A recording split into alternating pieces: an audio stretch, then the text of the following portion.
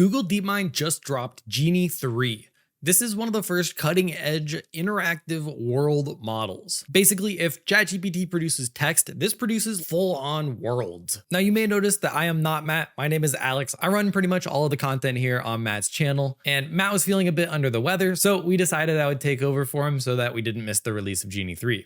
Hope you like it. Now, Deepmind released an entire blog here, but we'll dig into that later. Let's go check out Genie 3. Now, when you first load into it, you get greeted with this nice little screen, and you can select from any of these test worlds that they've created for us, or we can create our own. I actually want to start off with this little racetrack one because I thought this one was super cool. So once you load your world up, you have about a minute to explore it, and then it will just stop the simulation. So it's pretty limited, but let's check it out. All right, so here we are. You can control your guy with the WASD keys. It is quite laggy. It's kind of hard to drive, but you can turn the camera with the arrow keys. And if you look at the top bar, there's a timer going to see how long you have left in the simulation. But yeah, this is just absolutely incredible. We're driving a little blue car here on what looks to be just like a backyard racetrack. Keep in mind, all of this is entirely generated by AI. Oh, I've hit a wall, and it looks like the simulation is about to end. Maybe we've hit our timer. We're still going. Okay, there we go. There you go. It'll stop us there. Now, once you're done with this, you can actually download a video of the world that you just created. This is actually pretty cool. It takes the UI off. It does have a little Genie 3 watermark here. But yeah, if you want to just show off your creations, you don't have to go record it. You can just download the video right here. It's pretty neat. There's also an option to reuse the prompts here. And so all this is the backyard racetrack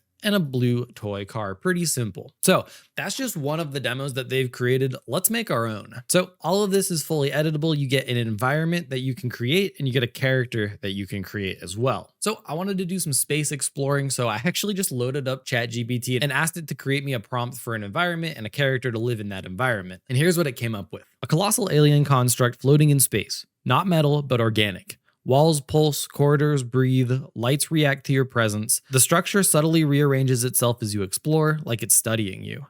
And then for the character, the player character is a lone human explorer, wearing a lightweight futuristic exploration suit, designed for deep space first contact. Down here, you can add images if you want a starting image. There's dice here to randomize your prompt. You can also choose between third person and first person. For this one, let's do first person. Now, Genie, the first thing they're going to do is create you a sketch of the world before actually generating the world. All right, so here's the initial sketch of it. You can see these like organic pillars of some sort of life.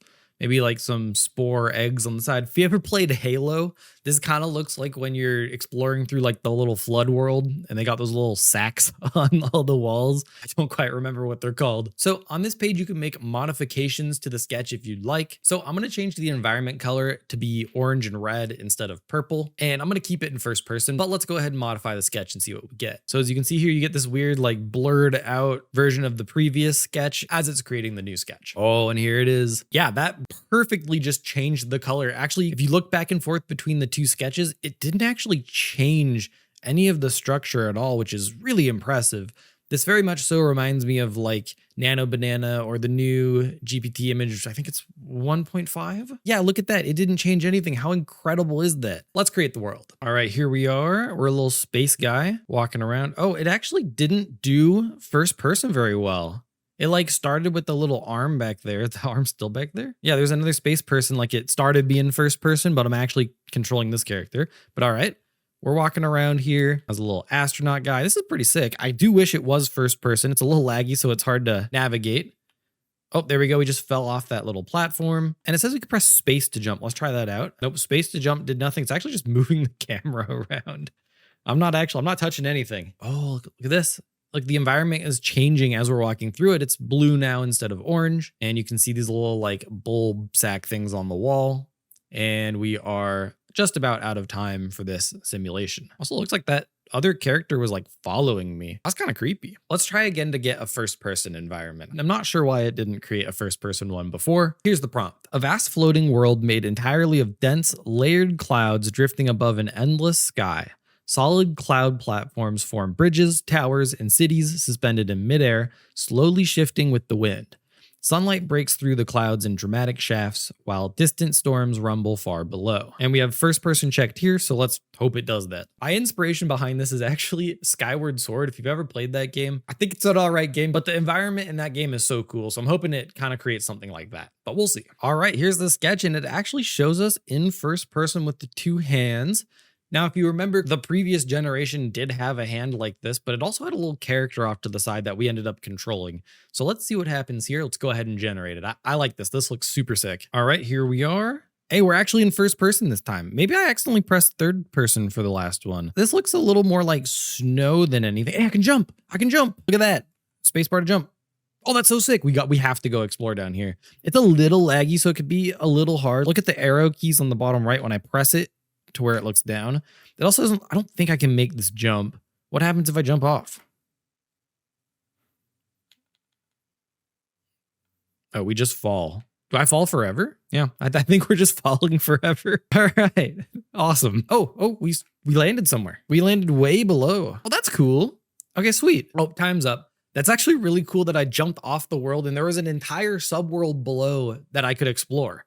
That's awesome. I think my only complaint, which I mean, this is the worst it's ever going to be, right, is that it's really laggy when you're controlling it. So it's hard to like look around and correctly control your character. Like jumping off of that cliff, I had to like press the space bar a full like second or so before I actually did the jump. But yeah, aside from that, it's super cool. These are full worlds being generated by artificial intelligence. It's pretty sick. All right, so let's jump into the blog here. Project Genie, experimenting with infinite interactive worlds. Here's how it works. Project Genie is a prototype web app powered by Genie 3, Nano Banana Pro, and Gemini.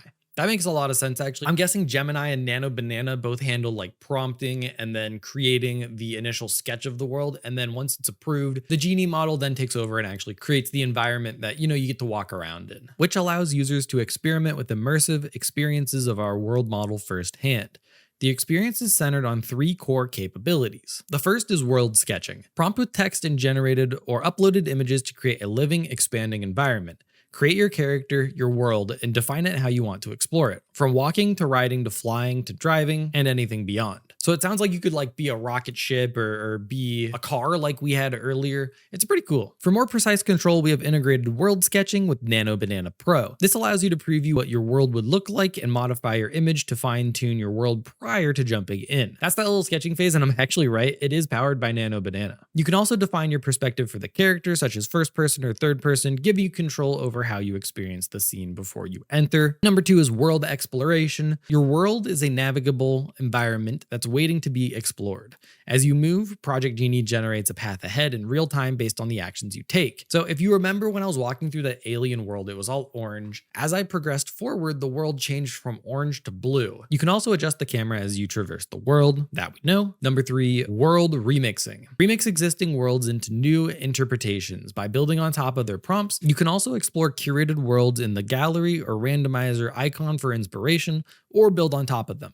And once you're done, you can download videos of your worlds and your explorations. And then they talk about a bit of the limitations with Genie 3. Worlds might not look completely true to life. Characters can sometimes be less controllable. You can experience higher latency, and I definitely felt that as we talked about before. And the generations are limited to 60 seconds. They also make a note that some of the things they announced back in August aren't included in this prototype. I'll show this video on screen right now, but they used to have like mid-generation prompting you could do and just change the world on the go, but that's not included here. And if you want to access Project Genie, you do have to be a Google AI Ultra subscriber. And yeah, that's the end of the blog. Let's jump back into testing and let's upload some images. Let's do some randomizing and let's build on top of some of the previously built worlds. Now, one of the options you may have noticed in the blog that I haven't shown off yet is remixing. On the Genie website, you can see this example that I've already shown off, and there's a little button down here called Remix. This just takes you to the sketch page, and then you can modify it however you'd like. So for this one, let's make the car red and the grass purple. Go ahead and click modify, and yeah, let's see what happens. All right, there we are. That looks exactly what I described. Now, I noticed it actually did a little bit more than I asked it to. It also changed these leaves to match as well, and it seems like it's a little more of a fall color now, like it's orange instead of being green and lush. All right, and here we are. And yeah, this is the exact same world we were in previously in the video. I am still terrible at driving this little car, but yeah, it's now a red car with purple grass. I noticed these leaves are still green around here, which makes sense, but it was a little odd that they changed. Oh, I just went right through that wall. It seems like the leaves that were in that initial sketch image changed, but all the leaves around are still green. Let's look up. You got like some fall trees, but then you also have some green trees. It's kind of interesting. It kind of did a little of both. But yeah, that's what happens when you remix a prompt. You can kind of just change it and make it whatever you'd like it to be. All right, next, let's try image creation. So I uploaded a picture of Matt into Nano Banana and asked it to make him a Lego. This was the final result of that. Let's go ahead and download it and throw it into Genie 3. So when you upload an image, it looks like this. You can kind of see it right here. Environment, I'm just gonna say Lego City. And my character is a Lego guy. And let's just see what it creates. I'm gonna keep this one in third person. Let's see what happens. Oh gosh, that is a little horrifying. The legs look like they're backwards. If we turn them around, yeah, okay, we'll just look at them from this angle. Can I jump through this window? Oh, it's gonna be so hard to time. Parkour! I sure can jump through the window. There's cars driving down the street. I'm not just moving towards them. They're actually driving on the street, which is really cool. You can look up, look around, we'll see the whole Lego city. You can walk around on the streets. Very cool. All right, the last feature I want to show off is the randomize feature. It's this little dice block down here. If you click it, it'll basically just give you an environment and a character. I'm going to go ahead and click this a couple times because I want to see if the environment always matches the character or not. Let's find out. Photorealistic, pristine white landscape with the blue ball. Okay, so this one I noticed is one of the examples that they show in this example page. It's right here. Oh, so is the eagle. Okay, so it looks like when you randomize, it just shows you the general examples they have on this page here. But maybe one day they'll change it to just be a random environment and a random character. But for now, it just takes you to one of these example environments and characters. So that's going to be it for today's video. If you enjoyed this video and want to see more of me on the channel, go ahead and leave a comment below. Make sure to subscribe, like the video, and all that good stuff. And we'll see you in the next one.